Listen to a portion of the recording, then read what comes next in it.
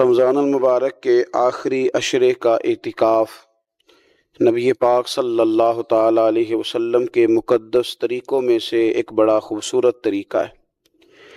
قرآن مجید نے ارشاد فرمایا، میرے گھر کو خوب صاف ستھرا کرو، طواف کرنے والوں کے لیے اور اعتکاف کرنے والوں کے لیے اور رکوع اور سجود کرنے والوں کے لیے۔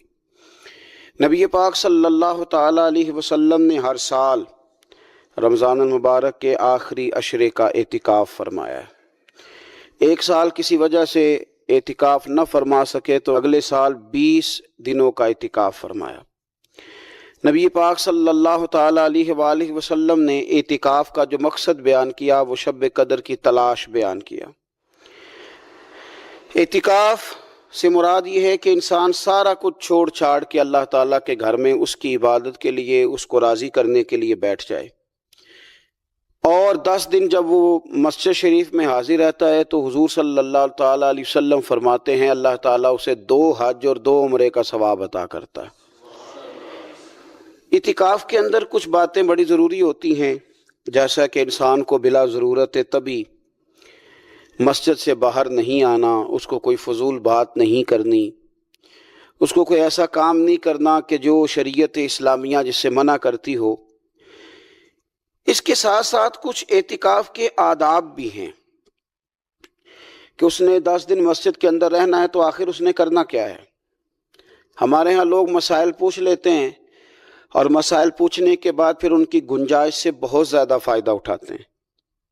اس میں کوئی شک نہیں ہے کہ باہر سے آنے جانے والے آدمی کے ساتھ آپ گفتگو کر سکتے ہیں، ضرورت کے تحت آپ ٹیلی فون پر بھی بات کر سکتے ہیں، لیکن اس کو اگر آپ نے یہی کام کرنا تھا اور بہت زیادہ وقت اسی پر ضائع کرنا تھا تو پھر تو آپ پہلے سے باہر موجود تھے۔ اعتکاف میں آنے کا مقصود تو اللہ کی عبادت ہے۔ اعتکاف میں جب آپ آ گئے تو اس کا مقصد ہے کہ آپ کچھ دنوں کے لیے لوگوں سے کٹ کے اللہ کی بارگاہ میں حاضر ہو گئے، آپ نے اپنے رب کو راضی کرنے کا ارادہ کر لیا۔ تو اعتکاف میں ایک تو شوق سے آئیں۔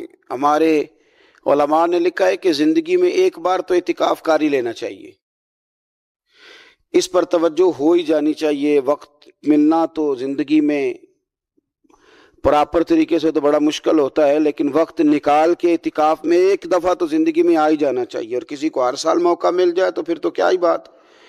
تو اعتکاف کے اندر جو کام ہم نے کرنے ان میں سب سے زیادہ اور سب سے پیارا کام یہ ہے کہ کثرت کے ساتھ قرآن پاک کی تلاوت کریں۔ نبی پاک صلی اللہ تعالیٰ علیہ وآلہ وسلم رمضان المبارک میں قرآن پاک کا دور فرماتے تھے حضرت جبریل امین علیہ السلام کے ساتھ، اور جس سال حضور کا وصال ظاہری ہوا اس سال حضور فرماتے ہیں 2 مرتبہ قرآن پاک کا دور کیا۔ 2 دفعہ حضور نے حضرت جبریل امین کو قرآن شریف سنایا اور 2 دفعہ انہوں نے نبی پاک صلی اللہ علیہ وسلم کو سنایا۔ تو بہت کثرت کے ساتھ قرآن پاک کی تلاوت کی جائے۔ ایک پہلو اور بھی ہے اس کا، اس پر بھی آپ توجہ کریں گے۔ قرآن مجید کو پڑھنا بھی ضروری ہوتا ہے اور صحیح پڑھنا سب سے زیادہ ضروری ہوتا ہے۔ تو اگر آپ کسی ایسی مسجد میں تشریف فرما ہیں جہاں آپ کے لیے بندوبست کیا گیا ہے تو کوشش کریں کہ وہاں قاری صاحب سے، عالم صاحب سے، امام صاحب سے آپ قرآن مجید کو سیکھیں۔ اور کوئی زیادہ مشکل نہیں ہے، پورے 10 دن آپ موجود ہیں، اور اگر آپ 10 دن پوری توجہ کے ساتھ قرآن مجید کے مخارج پہ لگائیں گے تو امید ہے کہ بہت حد تک آپ کو قرآن مجید سمجھنے میں، پڑھنے میں آسانی ہونے لگی۔ دوسرا، اعتکاف میں جب آپ موجود ہیں تو آپ کو کوشش کرنی ہے کہ آپ محاسبہ نفس پر توجہ دیں۔ آپ اپنے اوپر غور کریں، زندگی میں کون سی ایسی غلطیاں ہیں جو جان نہیں چھوڑ رہی، ان کی کس طرح کر کے اصلاح کی جا سکتی ہے۔ کون سے ایسے کام ہیں جو میں کرتا ہوں تو اس غلطی میں زیادہ مبتلا ہو جاتا ہوں، اور کون سی ایسے کام ہیں، کون سی ایسی جگہ ہیں جہاں میں جاتا ہوں تو میرا ان غلطیوں سے نکلنے میں مجھے وہ جگہیں اور وہ کام مددگار ہوتے ہیں۔ تو اپنے محاسبہ نفس پر توجہ دی جائے۔ اعتکاف کے 10 دنوں میں موقع ملتا ہے انسان کو اپنے لیے سوچنے کا۔ حضرت مجدد الفسانی شیخ احمد فاروق سرہندی رحمۃ اللہ تعالی علیہ سے کسی نے پوچھا تھا کہ دنیا میں خوش نصیب شخص کون ہوتا ہے، تو فرمایا جسے دید قصور حاصل ہوتی ہے۔ حضور دید قصور کیا ہوتا ہے؟ فرمایا جسے اپنی غلطیاں نظر آنی شروع ہو جائیں۔ جب اللہ تعالیٰ کسی کے ساتھ بھلائی کا ارادہ کرتا ہے تو اس کی کمزوریاں، اس کی غلطیاں اس کے سامنے لاتا ہے تاکہ اسے اصلاح کا موقع ملے، اور جب ایسا نہیں ہوتا تو پھر تو لوگ جب غلطی مانیں گے ہی نہیں تو اصلاح کیسے ہوگی؟ تو اعتکاف کے 10 دنوں میں محاسبہ نفس پر خاص توجہ دیں، اپنی زندگی میں اپنا حساب کریں، اپنا حساب۔ اور جناب عمر فاروق رضی اللہ تعالیٰ عنہ کی وہ روایت ہمیں بتاتی ہے کہ حساب کر لو اس سے پہلے کہ تمہارا حساب کیا جائے۔ تیسری بات، ایک تو قرآن پاک پڑھیں گے، ایک محاسبہ نفس کریں گے، تیسری بات مراقبہ کریں۔ کچھ دیر کے لیے بیٹھیں، یہ غور کریں کہ رب تعالیٰ نے ہمیں نعمتیں کتنی عطا فرمائی ہیں، پھر یہ غور کریں کہ ان نعمتوں کے بارے میں، ان نعمتوں کے ساتھ ہماری عبادت کتنی ہے، ہمارا شکر کتنا ہے۔ زندگی اپنی کا حساب لگائیں، غور کریں کہ کتنا کچھ ہے جو ہمیں محنت سے ملا ہے اور کتنا ہے جو بغیر محنت کے ملا ہے، اور کون سی ایسی نعمتیں ہیں جن کا ہم نے شکریہ ادا کیا اور کون سی ایسی ہیں جن پر ہم نے کبھی توجہ ہی نہیں کی کہ یار یہ تو بہت بڑی نعمت ہے جو اللہ نے ہمیں عطا کی ہوئی۔ اپنی گردن کو جھکا کے تھوڑا غور و فکر کریں۔ تفکر کا درس دیا ہے قرآن پاک نے، بار بار کہا ہے تفکر کرو، غور کرو، تدبر کرو، تو یہ ہمیں موقع میسر آتا ہے۔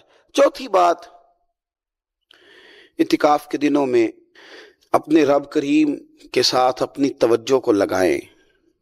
قرآن حکیم نے جو کہا نا کہ رب کی عبادت اس طرح کرو کہ تمہیں نا یقین حاصل ہو جائے، کھل کر اس کی بارگاہ میں سجدے کریں، دعائیں مانگیں۔ ہمارے صوفیہ فرماتے ہیں کہ ایک وقت آتا ہے کہ انسان کو خود اطمینان قلبی نصیب ہو جاتا ہے، اسے محسوس ہوتا ہے کہ واقعی میرا رب مجھ سے راضی ہے، اسے محسوس ہونے لگتا ہے کہ میں اپنے مالک کے قریب چلا گیا۔ وہ اس کثرت سے نفل پڑھتا ہے، اس ذوق کے ساتھ وہ اس کی بارگاہ میں دعائیں کرتا ہے، اس شوق کے ساتھ وہ تلاوت کرتا ہے، خود محسوس کرنے لگتا ہے کہ اب میرا دل لگنے لگ گیا ہے، اب میں دعا مانگتا ہوں تو مجھے لگتا ہے کہ قبولیت میری دعاؤں کے قریب آنے لگی ہے۔ اللہ نے ہمیں یہ موقع دیا ہے کہ ہم خوب اس پر توجہ کریں۔ پانچویں بات اعتکاف والوں کی خدمت میں یہ عرض کرنی ہے کہ پورے 10 دن ہمارے پاس موجود ہوں گے اور ہم نے مسجد میں ہونا ہے، تو کیوں نہ ایسا کریں کہ از اول تا آخر، صبح سے شام تک ہم ہر وہی کام اسی طریقے سے کرنے کی کوشش کریں جو طریقہ ہمیں رسول پاک نے عطا فرمایا۔ ہمارا کھانا پینا، سونا جاگنا، بولنا حضور کی اتباع میں لے آئیں۔ ہم ان 10 دنوں میں ہم پریکٹس کریں کہ ہم نے سنت کے مطابق، حضور کے طریقے کے مطابق سارے کام کرنے۔ آپ اگر یہ ارادہ کریں گے تو پتہ ہے مدینے والے محبوب علیہ السلام نے فرمایا جس نے میری ایک سنت کو زندہ کیا گئے گزرے دور میں رب اسے 100 شہیدوں کا ثواب عطا فرمائے گا۔ تو اتنا اعزاز ہے۔ تو ان 10 دنوں میں ہونا بھی مسجد میں ہے، ہونا بھی باوضو ہے، تو کیوں نہ سارے کام سیکھا جائے، پڑھا جائے اس سے پہلے کہ کھانا کس طرح کھانا سنت ہے، اور کس طرح بیٹھ کے کھانا سنت ہے، اور پھر کس طرح کر کے گفتگو کرنا حضور علیہ السلام کا مقدس طریقہ تھا، وہ کس طرح سے پھول جھڑتے تھے جن سے لوگ فیض حاصل کرتے تھے۔ تو اعتکاف میں اپنی مصروفیات کو ان 5 کاموں میں لگائیں۔ ایک تو تلاوت قرآن حکیم کریں، دوسرا محاسبہ نفس، تیسرا مراقبہ کریں، تدبر کریں، غور کریں اپنے اوپر بھی اور اللہ تبارک و تعالیٰ کی نشانیوں پر بھی، اور چوتھا یہ کہ کوشش فرمائیں کہ ہم اپنی عبادت کو، اپنی دعا کو، اپنے استغفار کو اس طرح کا بنائیں کہ ہمیں محسوس ہو کہ قرب الہی کے جانب ہمارا سفر ہے۔ اور پانچواں، ان 10 دنوں میں سنت اور شریعت کی وہ ساری چیزیں جس کا دین ہم سے مطالبہ کرتا ہے۔ اب تو ہم بالکل دنیا سے ایک سائیڈ پہ ہو کے بیٹھے ہیں، گھر میں بھی گھر کے باہر بھی۔ اللہ نے بعد میں توفیق دی، ان کی 4 نسلیں صحابی بنی ہیں، لیکن شروع میں یہ اعلان کرنا، ان کے والد سخت ناراض ہوا کرتے تھے بعض چیزوں سے، اور پھر قبیلے سے ہم لوگوں نے تو سمجھ لیا نیکیاں بھی شاید جمہوری ہوتی ہیں، سارے کریں گے تو میں بھی کروں گا، جی فلانا کام کوئی نہیں کر رہا میں کیوں کروں۔ نیکیاں جمہوری نہیں ہوتی، ملک جمہوری ہے، نیکیاں جمہوری نہیں ہوتی، نیکی تو نیکی ہوتی ہے، کوئی کرے نہ کرے ہم نے کرنی ہے۔ تو حضرت صدیق اکبر کا یہ پہلا اعزاز، اس کو سمجھیں کہ انہوں نے دین حق کو قبول کیا، اور نبی پاک علیہ السلام نے اس بات کو بطور اعزاز کے بیان کیا ہے، بطور فضیلت کے یہ ان کی انفرادیت کے طور پر نبی پاک نے اس کو بیان کیا ہے۔ حضور علیہ الصلوۃ والسلام نے ارشاد فرمایا کہ میں نے جس کے سامنے بھی دین پیش کیا ہے اس نے تردد کیا۔ کچھ لوگوں نے دلیل مانگی، حضور کے پاس دلیلوں کی کمی تو نہیں، سرکار تو خود سراپا دلیل ہے۔ یا ایھا الناس قد جاءکم برہان من ربکم، اے لوگو یہ محبوب تمہارے پاس رب کی دلیل بن کے آئے۔ کریم فرماتے ہیں جس کے سامنے بھی دین پیش کیا اس نے تردد کیا ہے۔ فرمایا یہ صرف میرے ابو بکر صدیق ہیں، میں نے دین پیش کیا ہے، لیٹ کی کوئی نہیں، فوراً ہی کلمہ پڑھ کے مسلمان ہوگا۔ حق کو فوراً قبول کرنا اور فوراً حق کی تصدیق کرنا اور فوراً حق کے سامنے سر کو جھکانا، یہ پہلا سبق ہے جناب صدیق اکبر کی زندگی کا۔ لیٹ نہ کریں، کمزور نہ بنیں، ٹوٹتی بکھرتی رائے والے نہ بنیں، کمزور ارادوں والے نہ بنیں، حق جب نصیب ہو اسے قبول کریں۔ دوسری بات، اسلام یہ کہتا ہے کہ جب تم کلمہ پڑھ لو نا پھر پورے کے پورے دین میں آؤ۔ یا ایھا الذین آمنوا ادخلوا فی السلم کافہ، اے ایمان والو دین میں پورے پورے داخل ہو جاؤ۔ جب دین قبول جو کر لیا ہے، مان جو لیا ہے، تو پھر جتنی باتوں کی دین تعلیم ارشاد فرماتا ہے ان ساری باتوں پر عمل کیا جائے، اپنے آپ کو سراپا نیکی بنایا جائے، سراپا خیر ہو انسان کا وجود، جتنی نیکیاں سوسائٹی میں وہ کر سکتا ہے وہ ساری کرنے کا اس کے اندر جذبہ ہو، شوق ہو۔ ہم کیا کرتے ہیں؟ نیکیاں کرتے ہیں لیکن خالص دینی کاموں کو بھی دنیا داری بنا لیتے ہیں۔ جنازہ پڑھنا خالص دینی کام ہے۔ نبی پاک علیہ السلام نے فرمایا ایک مسلمان کا دوسرے مسلمان پر حق ہے، جو حقوق مومن کے مومن پہ ہیں ان میں سے ایک حق جنازہ ہے، لیکن وہ ہم کس لیے جاتے ہیں کہ میرا تعلق بڑا ہے اس کے بیٹے سے، بھائی سے، باپ سے، تو آپ اس تعلق کی بنیاد پر گئے، حالانکہ آپ کو تو کلمے کی بنیاد پر جو تعلق تھا اس بنیاد پر جانا چاہیے۔ ہم نے کیا کیا؟ دینی کام تھا لیکن اس کو دنیا بنا لیا۔ یہ ہمارا مذہبی سٹیج ہوتا ہے۔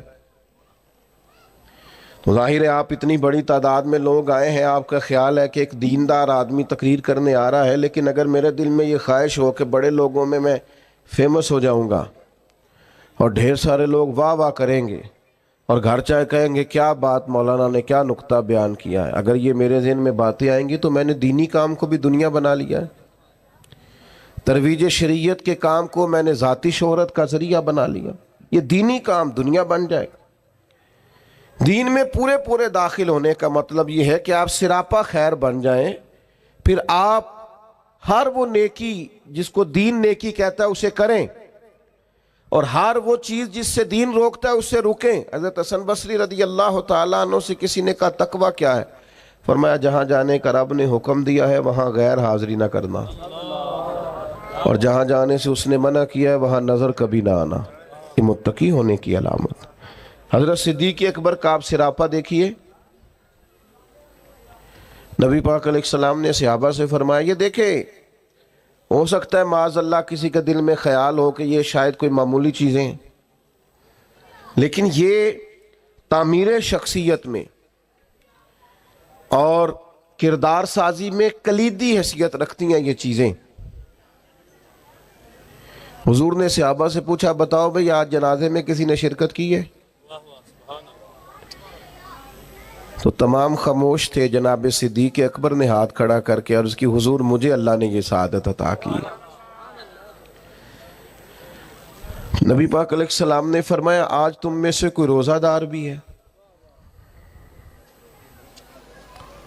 عرض کی یا رسول اللہ مجھے اللہ نے توفیق دی ہے۔ صرف حضرت صدیق بولے۔ پھر نبی رحمت صلی اللہ تعالی علیہ وسلم نے پوچھا آج کسی نے کسی مسکین کو کھانا کھلایا؟ سب خاموش تھے۔ صرف حضرت صدیق کو آج یہ اعزاز حاصل ہوا، ہاتھ کھڑا کر کے عرض کی یا رسول اللہ مجھے یہ موقع ملا۔ یعنی جس سوال پر سرکار استفسار کرتے اسی سوال کے جواب میں جناب صدیق اکبر ہاتھ کھڑا کر کے کہتے یا رسول اللہ مجھے یہ موقع ملا۔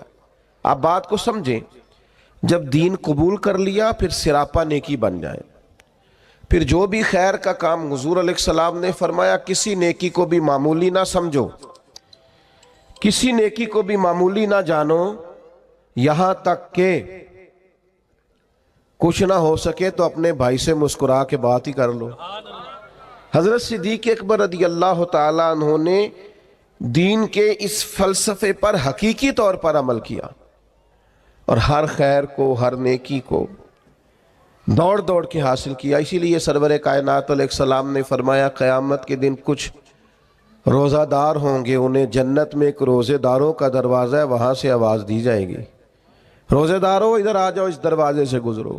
ایک دروازہ وہ ہے جہاں سے سخی گزریں گے، ایک وہ ہے جہاں سے مجاہد گزریں گے، ایک وہ ہے جہاں سے حاجی اور مکے اور مدینے کے زائر گزریں گے۔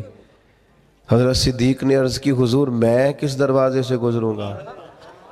فرمایا ابو بکر سارے دروازے منتظر ہوں گے کہ کبھی ابو بکر یہاں سے گزر جائے نا، کبھی یہاں سے گزر جائے نا، کبھی یہاں سے گزر جائے نا۔ کیوں؟ اس لیے کہ ہر نیکی کو پہنچ کے حاصل کیا، ہر خیر کو پہنچ۔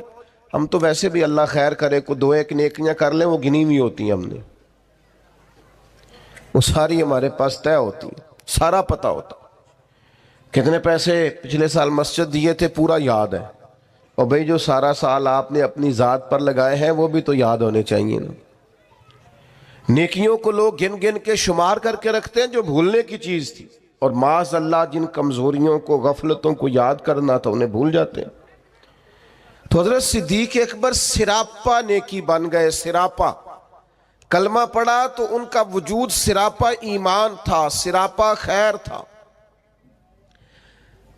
کوئی بھی ایسا کام نہ کریں اس سے محسوس ہو کہ ہم وقت ضائع کرتے ہیں، ہمیں خیر سے وابستگی نہیں ہے۔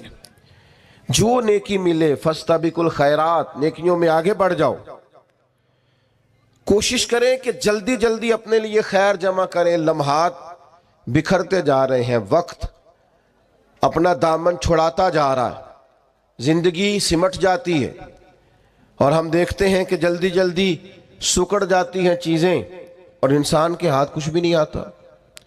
تو کوشش کی جائے ہمیشہ خیر جمع کرنے کی، بڑھ چڑھ کے نیکیاں کرنے کی۔ نبی کریم علیہ السلام نے فرمایا جنتیوں کی 360 علامتیں، کسی میں ایک بھی پایا جائے تو جنتی ہے۔ آپ کی توجہ ہے میری بات پر؟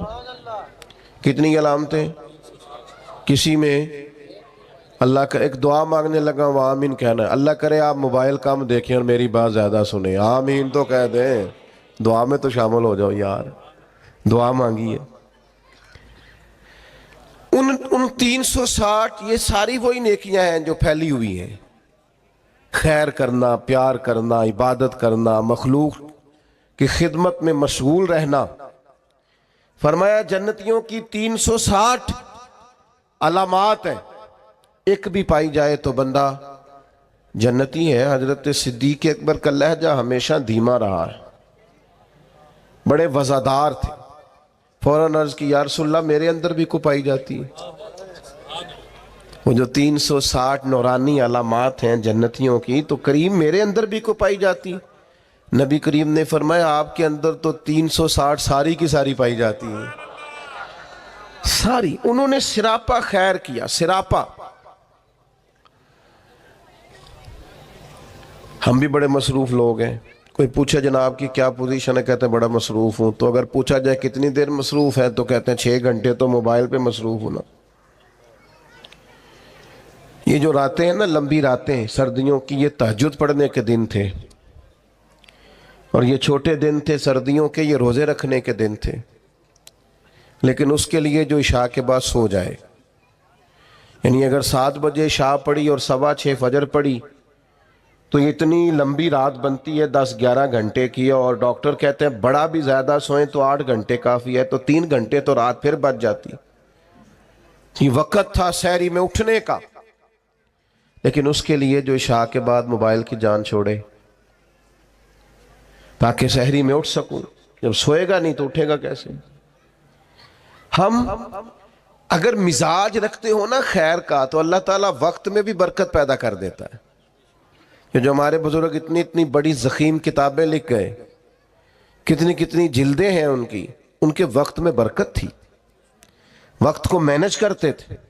لیکن خوش گپیاں ہماری سیریں، ہمارا آنا جانا، ہمارا موبائل کو وقت دینا، اس نے ہمیں بڑا الجھا دیا ہے. حضرت عمر فاروق رضی اللہ تعالیٰ عنہ بیان فرماتے ہیں، کہتے ہیں ایک نابینا بیوہ اور بے اولاد خاتون تھی مدینہ منورہ میں، تو میں اس کے گھر کا کام کاج کر دیا کرتا تھا. وہ ایک دن میں گیا تو میرے سے پہلے ہی کوئی بوڑھی اماں کے گھر کا کام کر گیا. آپ غور کیجئے گا، یہ مختلف انداز میں روایت مختلف جگہوں پہ ہے. صاحب کنز المال نے اس طرح لکھی ہے جس طرح میں بیان کر رہا ہوں.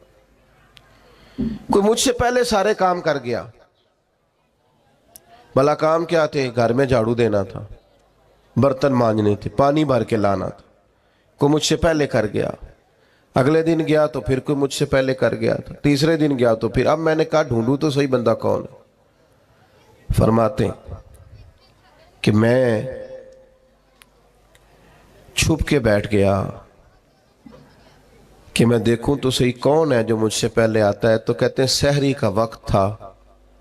امیر المومنین، خلیفۃ المسلمین، جانشین مصطفیٰ کریم صلی اللہ تعالی علیہ وسلم حضرت صدیق اکبر کا دروازہ کھلا.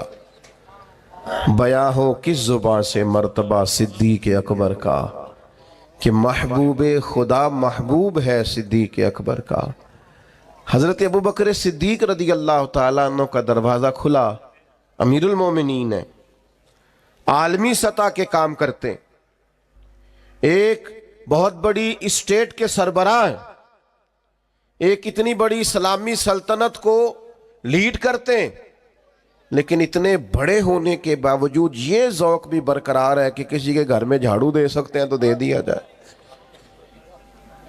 کسی شخص کے گھر میں اگر برتن کسی بوڑھی کے مانجنے پڑے تو کر دیا جائے. تو فرماتے ہیں وہ میں نے دیکھا تو حضرت صدیق اکبر تھے. سراپا خیر تھا ان کا وجود، سراپا خدمت تھا.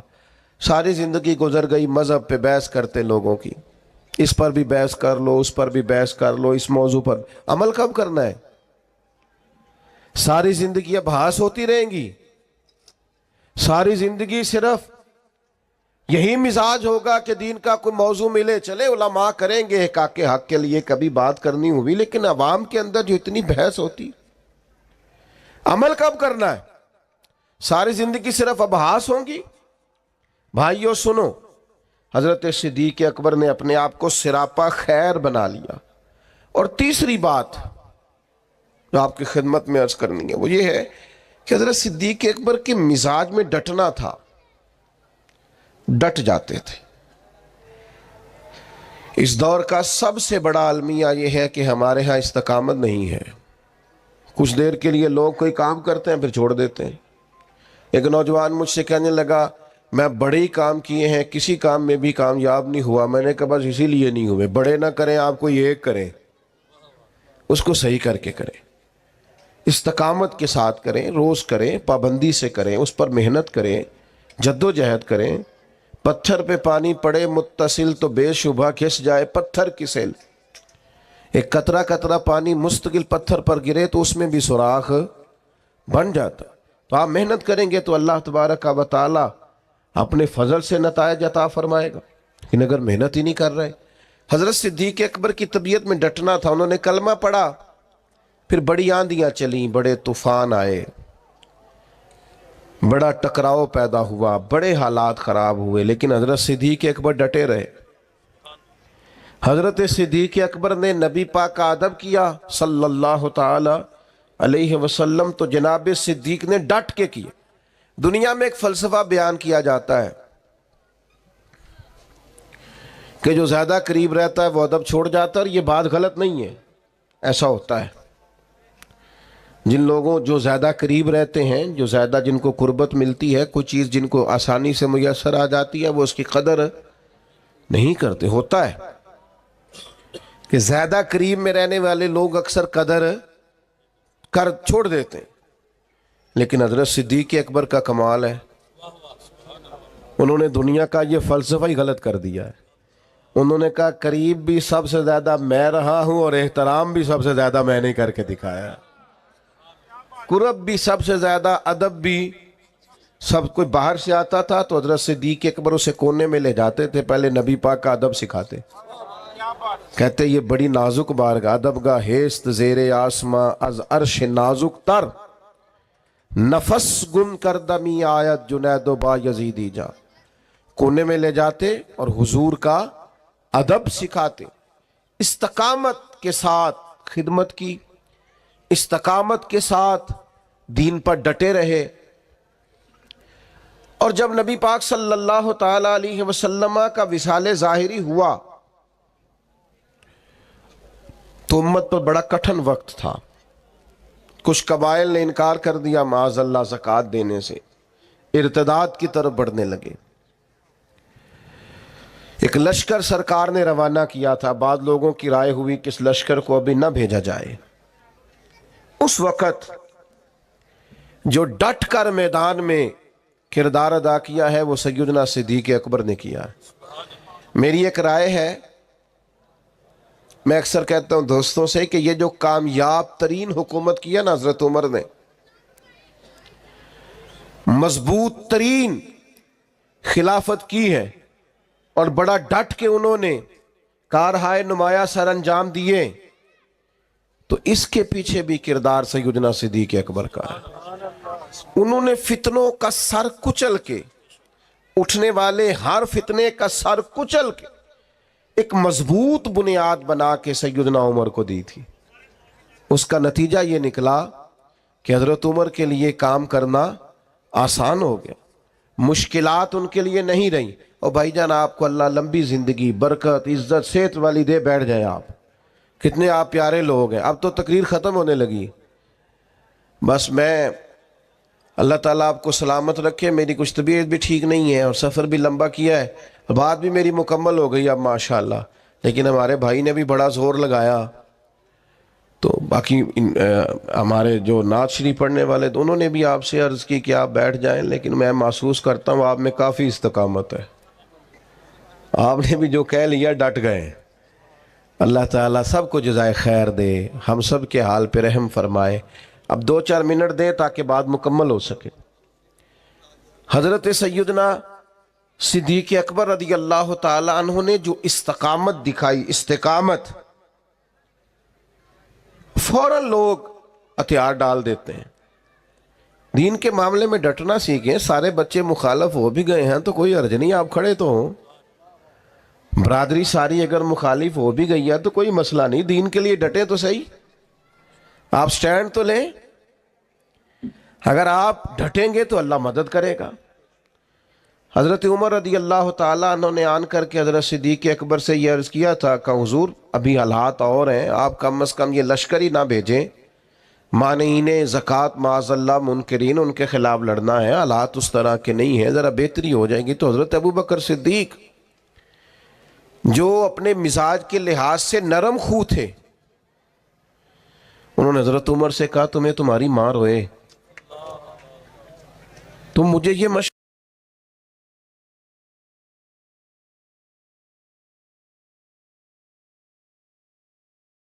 دے رہے ہو کہ وہ لشکر روک دوں جسے سرکار نے روانہ کیا ہے. فرمانے لگے میں مدینہ منورہ میں اکیلا بھی رہ گیا اور جنگل کے درندے آ کے مجھے نوچنے بھی لگے تو میں تنہا مقابلہ کروں گا، لیکن وہ لشکر ضرور جائے گا جسے مدینے والے محبوب نے روانہ کیا. یہ استقامت، یہ ٹھہرنا، ذرا کھڑے ہونا. اچھا کئی دفعہ ایسا ہوتا ہے وقتی طور پر حالات موافق نہیں ہوتے، حالات کی نبض دیکھ کر نہیں چلنا چاہیے، کتاب و سنت کا حکم دیکھ کر چلنا چاہیے. حالات موافق نہیں ہیں تو کیا ہوا، ہم حق چھوڑ جائیں گے. استقامت ایک نعمت ہے. سیدہ عائشہ صدیقہ اور رضی اللہ تعالیٰ عنہ بیان فرماتی ہیں کہ نبی پاک علیہ السلام نے فرمایا اللہ کو وہ عمل زیادہ پسند ہے اگرچہ تھوڑا ہو پر روز ہو، استقامت کے ساتھ، اس کے اندر کسی قسم کی کمی نہ کی جائے، وہ عمل اللہ تبارک و تعالیٰ کو زیادہ محبوب اور زیادہ پسند ہے۔ تو بھائیو ہمیشہ ان 3 باتوں پر ضرور عمل کریں۔ ایک تو حق جب مل جائے تو پھر اسے چھوڑنا، قبول کرنا ہے اسے۔ دوسری بات یہ کہ دین جب قبول کر لیا تو پھر دین کی ساری خیر پر عمل کریں، پھر جد و جہد کریں، پھر کوشش کریں کہ جو نیکی ملے اسے جلدی سے کر گزریں۔ ہمارے ہاں بہت سارے کام ہوتے ہیں ہم کر سکتے ہیں لیکن ہم توجہ نہیں کرتے، ہمارا وقت ضائع ہوتا ہے۔ نبی پاک علیہ السلام نے فرمایا صبح جب دن چڑھتا ہے تو دن اعلان کرتا ہے آج آیا ہوں، آج کے بعد نہیں آؤں گا، جو عمل کرنا ہے کر لو، تو خیر کر لیں جتنی ہو سکتی۔ اور تیسری بات اور اہم اور بنیادی اور کلیدی بات یہ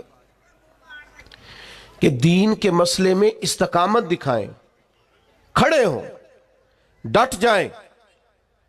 آپ حق پر کھڑے ہوں گے تو اللہ مدد فرمائے گا۔ ذرا سی بات ہوتی ہے نا شادی کے موقع پر کہ میں بھائی یہ بینڈ باجا، یہ عورتوں کی مووی، یہ تماشا میں نہیں کرنے دوں گا، اتنی سی جرت بھی لوگ نہیں کرتے، اپنے گھر میں نہیں کر سکتے۔ وہ جو سب کو دین نافذ کرنے کی بات کر رہے ہوتے ہیں وہ اپنے گھر کے اندر اتنا نفاذ نہیں کرا سکتے۔ ویسے کوئی دوست ملنے آئے تو ڈرائنگ روم میں آئے گا، مووی والے کو اجازت ہے، وہ سب بیویوں کے بیچ گھوم رہا ہے، معاذ اللہ۔ ہمیں خیال ہی نہیں آ رہا کہ یہ اتنا بڑا ہم بربادی والا کام کر رہے ہیں۔ پہلے تو کچھ شادیوں پہ جانے کا موقع ملتا تھا تو مردوں عورتوں کے بیچ ایک پردہ لگا دیا جاتا تھا، اب تو چند شادیوں کے بارے میں خبر ملی وہ پردہ بھی اٹھ گیا ہے، اب سب اکٹھے بیٹھتے ہیں۔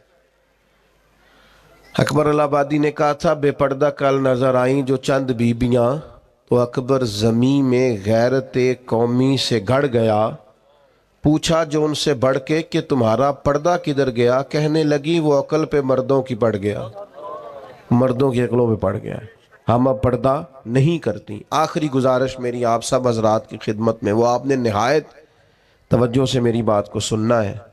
صحابہ اور اہل بیت کے معاملے میں اپنے آپ کو حساس بنائیں، کسی شخص کی کسی کمزور بات کو کبھی نہ سنیں۔ حضور کے جمیع صحابہ وہ سارے آسمان ہدایت کے ستارے، اور میرے اعلیٰ حضرت فرماتے ہیں نبی پاک کی نسل میں ایک ایک بچہ نور کا ہے، تیری نسل پاک میں ہے بچہ بچہ نور کا، تو ہے عین نور تیرا سب۔